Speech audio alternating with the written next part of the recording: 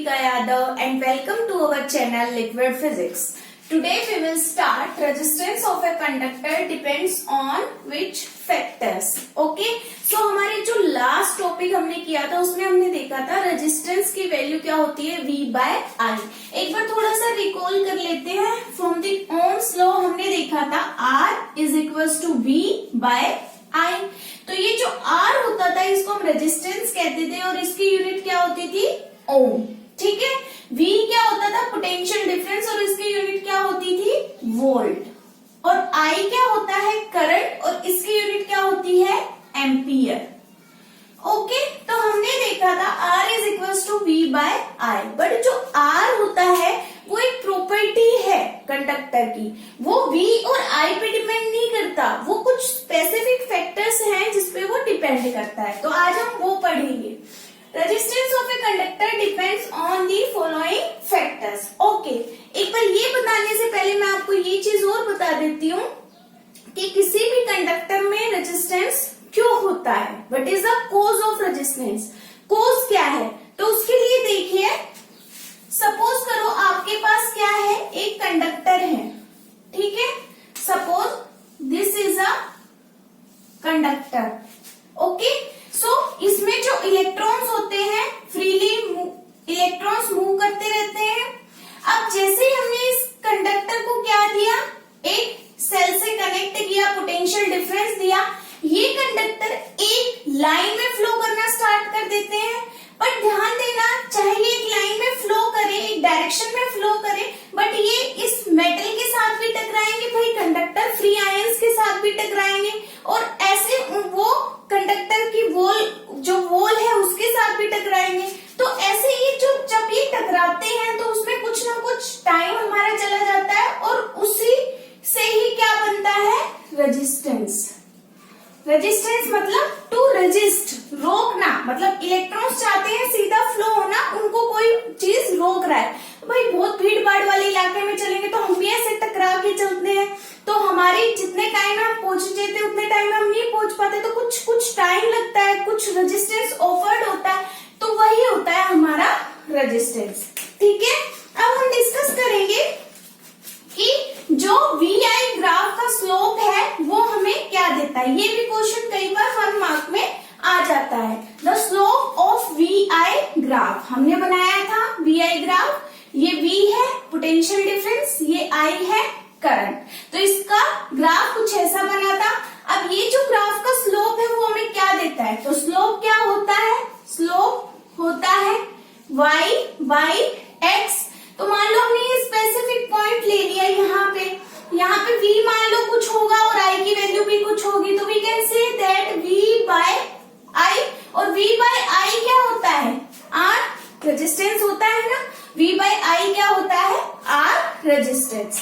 Resistance का उल्टा जो होता है बेटा वो होता है कंडक्टेंस. जैसे कि देखो अगर मैं इसी ग्राफ को इंटरचेंज कर दूं ऐसे ये I ये V.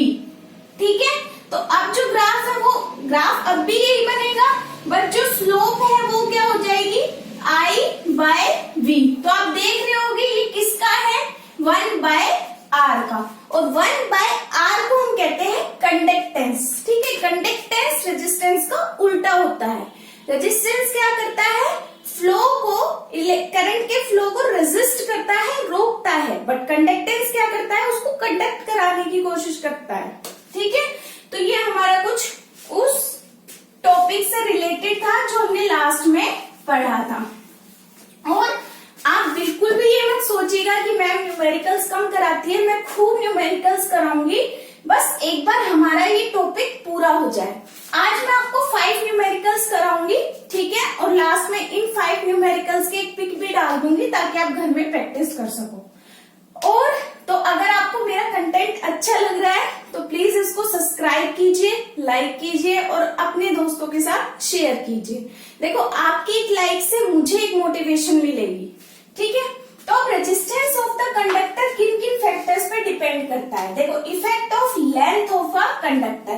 भाई रेजिस्टेंस कंडक्टर की लेंथ पे डिपेंड करता है. और कैसे डिपेंड करता है डायरेक्टली प्रोपोर्शनल. डायरेक्टली का मतलब अगर R इंक्रीज हो रहा है तो लेंथ भी इंक्रीज हो रही है।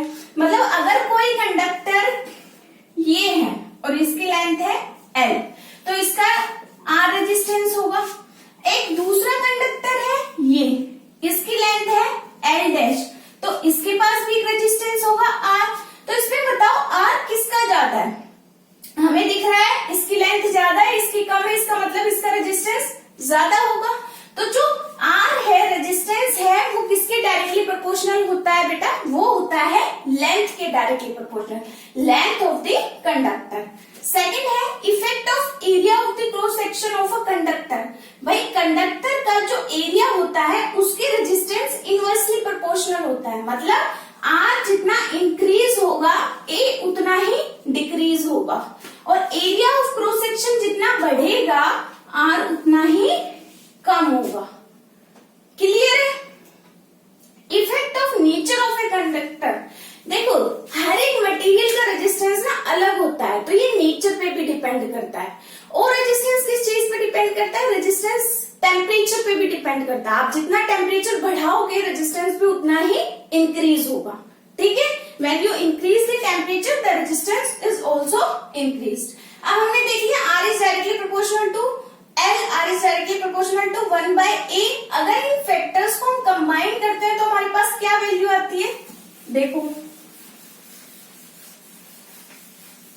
अगर हम इनको कंबाइन करेंगे तो हमारे पास आएगी value R is directly proportional to L और R is directly proportional to 1/A।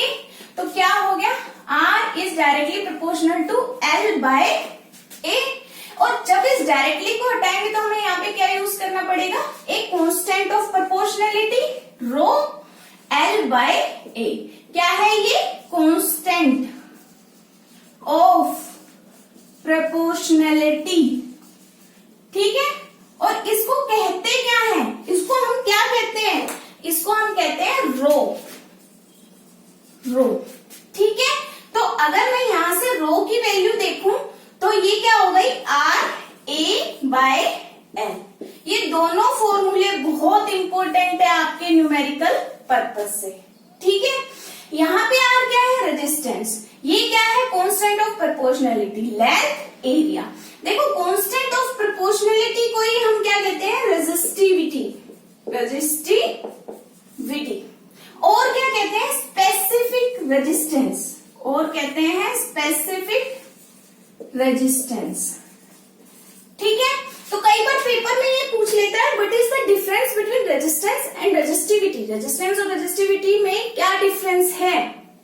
एक तो आप फॉर्मूला से शो कर सकते हो, दूसरा आप बता सकते हो R किन किन फैक्टर्स पे डिपेंड करता है। R is directly proportional to length, R is directly proportional to 1/A।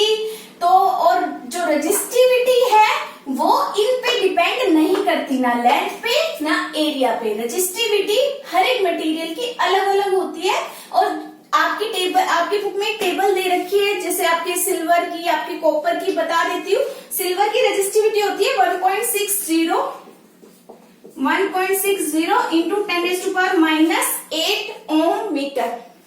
ठीक है, ऐसे ये फिक्स्ड होती है। रेजिस्टिविटी भी डिपेंड करती है टेम्परेचर के साथ। भाई टेम्परेचर को जितना बढ़ाओगे रेजिस्टिविटी भी उतना ही बढ़ेगी। अब ये जो ओम मीटर है इसकी यूनिट, ये पेपर में आपको काफी बार पूछी गई है कि what is the unit of resistivity. कैसे निकालेंगे? देखो बहुत इजी है इसको निकालना, बहुत इजी हम निकाल सकते हैं। रेजिस्टेंस की तो आपको पता है ओम होती है। चलो देखो, रो इज इक्वल टू RA/L। तो हमने क्या किया? सबकी यूनिट्स लिखी। R की यूनिट क्या है? ओम। A यहाँ पे क्या है? एरिया। एरिया की यूनिट क्या होती है? Metre square. एसआई सिस्टम में बात करें। लेंथ मीटर, 1 मीटर से 1 मीटर कट जाएगा तो रो की यूनिट क्या हो गई? ओम मीटर। ठीक है, तो यहां से हमने ऐसे इसकी यूनिट मेजर कर ली। ठीक है, अगर हम R की भी वैल्यू, अगर हम इस वाले एक्सप्रेशन में A की वैल्यू रख दें 1 मीटर स्क्वायर और लेंथ की वैल्यू रख दें 1 मीटर, तो रो इज इक्वल टू क्या हो जाएगा? R। तो हम कह सकते हैं the resistivity is numerical numerically equals to the resistance of a conductor having area of cross section 1 meter square having length 1 meter. Numericals discuss करेंगे। देखो हमारा फर्स्ट न्यूमेरिकल है a wire has a resistance of 5 ओम। एक wire है और उसका resistance कितना है 5 ओम है। Find the resistance of another wire. अब एक दूसरी वायर है ऑफ द सेम मटेरियल, वो उसी मटेरियल से बनी हुई है जिससे हमारी फर्स्ट वायर बनी हुई है। हुज लेंथ इज 4 टाइम्स, जिसकी लेंथ 4 गुना है पहली वाली वायर से, and area of cross section is 3 times. और एरिया ऑफ क्रॉस सेक्शन कितना है फर्स्ट वाली वायर से कितने गुना है, and the area of cross section is 3 times, 3 गुना है फर्स्ट वायर से। तो कैसे सोल्व करेंगे? देखो हम इन वाले न्यूमेरिकल्स में बहुत ज्यादा डिफिकल्टी फील करते हैं कि किसी वायर को स्ट्रेच कर दिया जाए तो क्या इफेक्ट पड़ेगा न्यू रेजिस्टेंस पे। अगर किसी और एक होता है ये तरीका, तो आप तुम मेरे साथ सीखो। जब तुम ये सीख जाओगे तो तुम्हें अपने आप डिफरेंस समझ में आ जाएगा और तुम्हें बहुत इजी लगेगा। ठीक है, तो देखो अ wire has a resistance of 5 ओम। देखो किसी वायर का रेजिस्टेंस दे रखा है 5 ओम। हमें फॉर्मूला पता है रेजिस्टेंस का, R इज इक्वल टू क्या होता है रो L बाय A। मान लो ये रेजिस्टेंस का फॉर्मूला किसके लिए है फर्स्ट वायर के लिए। सेकेंड वायर के लिए रेजिस्टेंस का फॉर्मूला मान लो R dash is equal to rho dash L dash by A dash. मैंने डैश को लगाया क्योंकि सेकेंड वायर के लिए भाई R डैश न्यू रेजिस्टेंस है सेकेंड वायर की, रो डैश न्यू रेजिस्टिविटी है, L डैश न्यू लेंथ है और A डैश न्यू एरिया है। एक चीज बताओ बेटा, rho is equal to rho dash नहीं होगा? बिल्कुल होगा।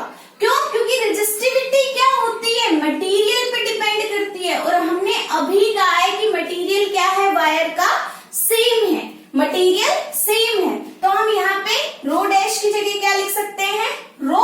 तो R dash is equal to rho L dash by A dash. अब हम ये देखते हैं हमसे वैल्यू किस किस चीज की दे रखी है। क्वेश्चन में दे रखा है a wire has a resistance 5 ohm, resistance दे रखा है। Find the resistance of another wire. हमें क्या निकालना है R डैश, हमें निकालना क्या है R डैश। ठीक है, R डैश की वैल्यू निकालनी है। नेक्स्ट है हुज लेंथ इज 4 टाइम्स, जिसकी लेंथ 4 गुना है, हुज लेंथ इज 4 टाइम्स। तो इसका मतलब L डैश की वैल्यू क्या है 4L।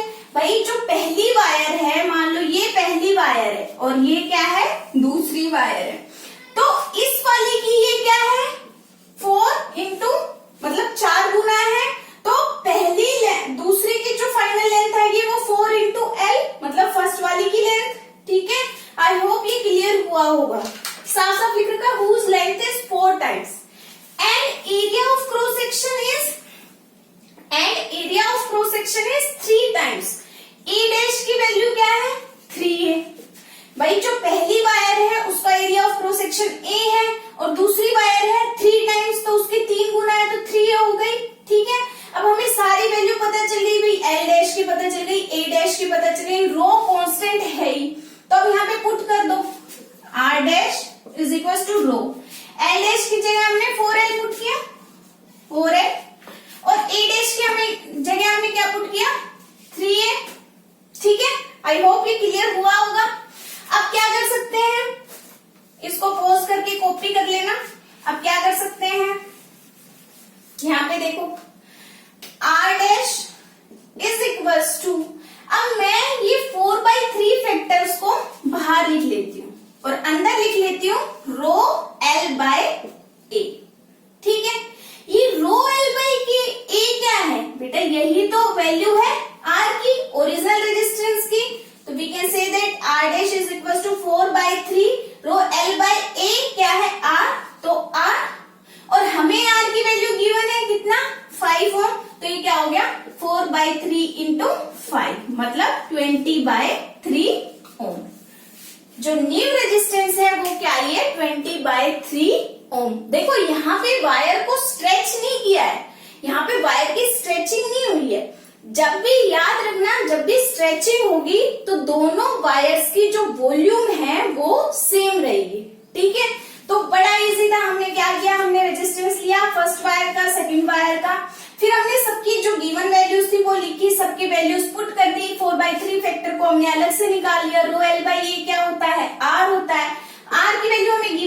20/5 पुट करके 20/3 ओम, ये क्या आ गई हमारी, इसका आंसर आ गया।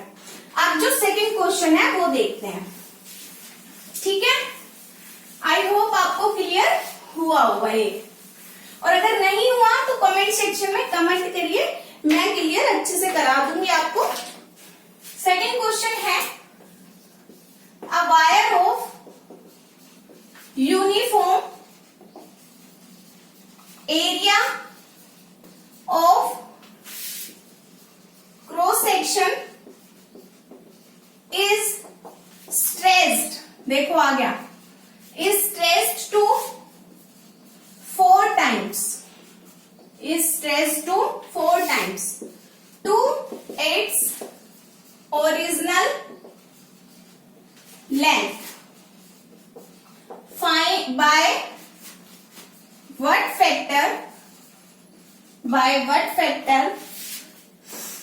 does its resistance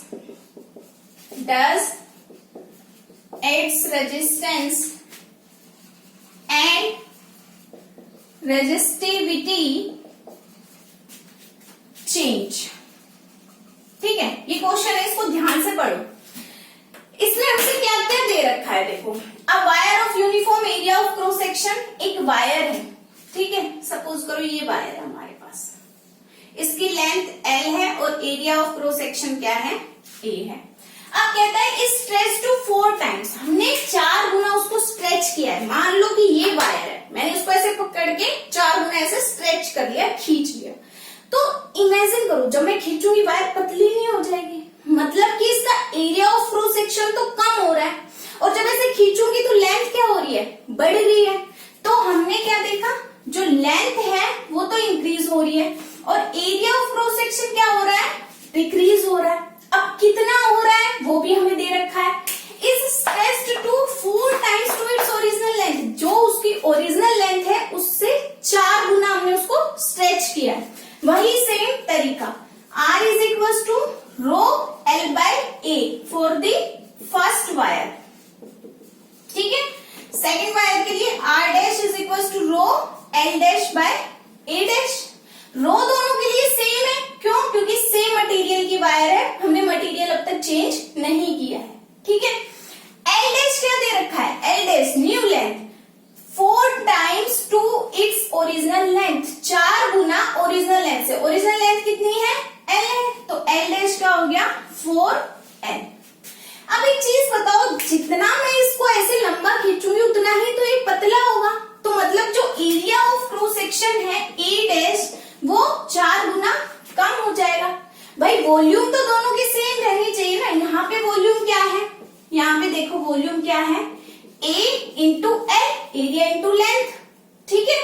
यहाँ पे वॉल्यूम क्या है, यहाँ पे वॉल्यूम देख लेते हैं, A इंटू L होनी चाहिए, तो A क्या है, A/4, और लेंथ क्या है 4L, 4 से 4 कट गया, यहाँ पे भी वॉल्यूम क्या है A इंटू L। तो दोनों तरफ हमने देखा वॉल्यूम क्या होनी चाहिए, सेम होनी चाहिए। तो जितना तुम स्ट्रेचिंग वाले क्वेश्चन में अगर वो लेंथ को इंक्रीज कर रहा है तो उतना ही एरिया ऑफ क्रॉस सेक्शन को क्या कर दो, डिक्रीज कर दो।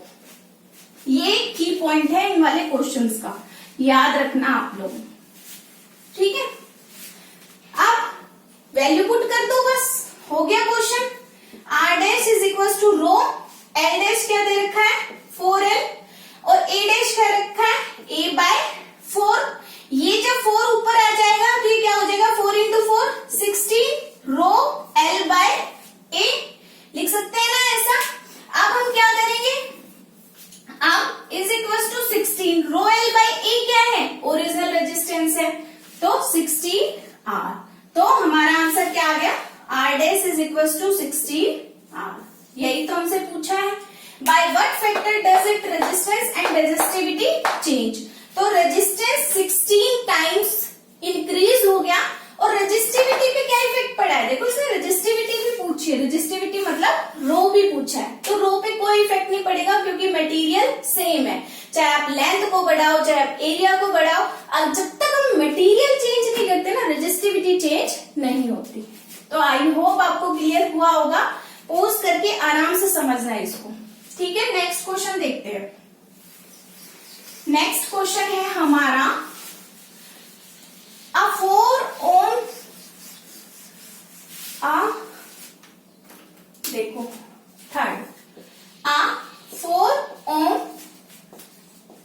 resistance wire doubled on it. Calculate the new resistance of wire. एक और वैसा ही क्वेश्चन, बट इसकी जो लैंग्वेज है वो थोड़ी सी अलग है. देखो, अ 4 ohm resistance wire doubled on it. मान लो ये वायर है, इसका 4 ओम रेजिस्टेंस है. अब मैंने इस वायर को क्या कर दिया, डबल कर दिया. तो अब ये इतनी हो गई लेंथ, तो इसकी देखो डबल किया तो लेंथ हाफ हो गई ना भाई. मेरी मान लो ये वाली थी, ये मेरी वायर है और इसकी L लेंथ है. अब मैंने इसको डबल किया ऐसे, देखो लेंथ क्या बच गई, हाफ बच गई ना. तो वही सेम चीज हम R is equal to rho L by A. ये फर्स्ट कंडीशन थी, फर्स्ट कंडीशन. सेकेंड कंडीशन में R dash is equal to rho L dash by A dash. Rho क्यों नहीं चेंज किया, रो मटेरियल पे डिपेंड करता है. L डैश क्या हो गया, L डैश क्या हुआ, इतनी थी लेंथ, अब डबल की तो इतनी हो गई, मतलब L क्या हो गया, हाफ हो गया. तो A डैश क्या होगा, A डैश क्या हो जाएगा, डबल हो जाएगा. क्यों, क्योंकि वॉल्यूम क्या होनी चाहिए, वॉल्यूम कांस्टेंट होनी चाहिए ओरिजिनल वाले केस में. और जो बाद में हमने केस डिस्कस किया है, भाई ये थी वायर, L लेंथ थी, तो हमने डबल किया, लेंथ कम हो गई, तो ये इतना ही मोटा भी तो हो गया, तो एरिया क्या बढ़ गया, 2 गुना इसका एरिया इंक्रीज हो गया. पहले पुट कर दो, R डैश रो L डैश की जगह L बाय 2, A डैश की जगह 2A. अब इसको सोल्व कर सकते हो और न्यू रेजिस्टेंस बता सकते हो. इजी है ना, अब तो कोई दिक्कत नहीं है, इसको सोल्व भी कर देते हैं लोग. रो L बाय A, तो ये नीचे 2 आ जाएगा तो 4, तो ये हो गया 1 बाय 4, तो ये 1 by 4. Rho L by A क्या है, R है आपका. ठीक है, तो रेजिस्टेंस 4 टाइम्स क्या हो गई, कम हो गई. जो न्यू रेजिस्टेंस है वो 4 टाइम्स कम हो गई. आई होप आपको क्लियर हुआ होगा. अच्छे से एक बार पॉज करके इसको समझ लेना. और बेटा अगर आपको सीरीज अच्छी लग रही है ये, तो लाइक और सब्सक्राइब करो और अपने फ्रेंड्स तक भी इसको शेयर करो. नेक्स्ट है 4th क्वेश्चन. अब कॉपर वायर, ये क्वेश्चन मैं लिख नहीं रही हूँ, आपको पिक में दे दूंगी जब भी वीडियो आपको सेंड करूंगी. अब copper wire has a diameter. एक कॉपर वायर है, उसका डायमीटर दे रखा है 0.5 मिलीमीटर. ठीक है, एंड ए रेजिस्टिविटी ऑफ, और रेजिस्टिविटी दे रखी है 1.6 इंटू 10⁻⁻6 ओम सेंटीमीटर. ठीक है, how much of this wire would be required to make a, R की वैल्यू दे रखी है हमसे 10 ओम और इसने पूछा है लेंथ. देखो क्वेश्चन क्या कहता है, क्वेश्चन कहता है हमारे पास एक कॉपर वायर है, उसका डायमीटर है 0.5 mm, रेजिस्टिविटी है 1.6 इंटू 10⁻⁻6 ओम सेंटीमीटर और रेजिस्टेंस है 16 ओम. तो उसने क्या क्वेश्चन पूछा है, how much of this wire is required, how much of this wire is required. पहला क्वेश्चन, इसका पहला पार्ट है ये. तो how much is wire is required में क्या हो जाएगा, उसने हमसे लेंथ पूछी है, तो क्या नहीं निकाल सकते, पहले तो सबको किस में कन्वर्ट कर लो, SI यूनिट में. मिलीमीटर है तो इसको मीटर में कन्वर्ट करो, 0.5 इंटू 10⁻³ मीटर हो जाएगा. रो को सेंटीमीटर में है तो ये हो जाएगा 1.6 इंटू 10⁻⁻6 इंटू 10⁻², मीटर हो जाएगा. R किस में दे रखा है, ओम में है, तो उसको चेंज करने की जरूरत नहीं है. फॉर्मूला देखो, R is equal to rho L by A. हमें क्या निकालना है, L, तो क्या हो गया R A by rho. R की भी वैल्यू दे रखी है, रो की भी वैल्यू दे रखी है, A की वैल्यू नहीं दे रखी. एरिया ऑफ द वायर क्या होता है, πr², बट हमें यहाँ पे क्या दे रखा है, डायमीटर. तो R क्या होता है, D/2 ही तो होता है, तो इसका मतलब R भी दे रखा है. बस सिंपल वैल्यू पुट कर दो, R πr² बाय रो.